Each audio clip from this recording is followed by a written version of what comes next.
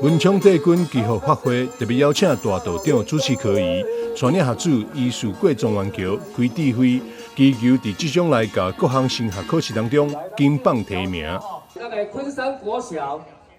再來西勢國小，再來龍潭國小，再來勝利國小，來武王國小、永康國小。文昌帝君啊，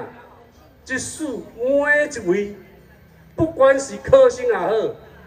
人的一生來當中啊，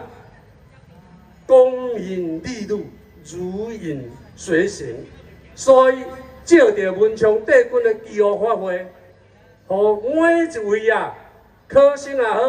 社會人士也好，會當人領到晉級的執照，還是升官，還是會考，會當人金榜題名。副市長蔣靈煌特別來到法會現場致意，同時頒發獎學金，鼓勵青年學子持續向學，為考生加油打氣。來祝福我們這些同學呢，畢業之後能考上或者進入一個你所心中的一個學校，因為人生的歷程不見得都非常的順利，但是我們要秉持着說努力不懈、永不放棄的這種精神。所以今天也代表黃文哲市長來祝福我們所有的即將畢業同學，也更感謝我們學校的師長對我們同學的這個教誨，更感謝我們武良宮王主委會當發揮這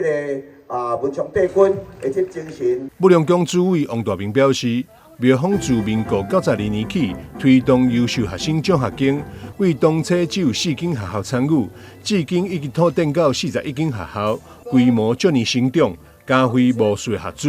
今年延續出自社會、用之社會精神，結合文昌帝君信仰，舉辦祈福法會，希望透過宗教力量，引導學生專注在咧學習，確立人生方向，和善的循環在社會中持續擴散。台南新聞張偉忠採訪報道。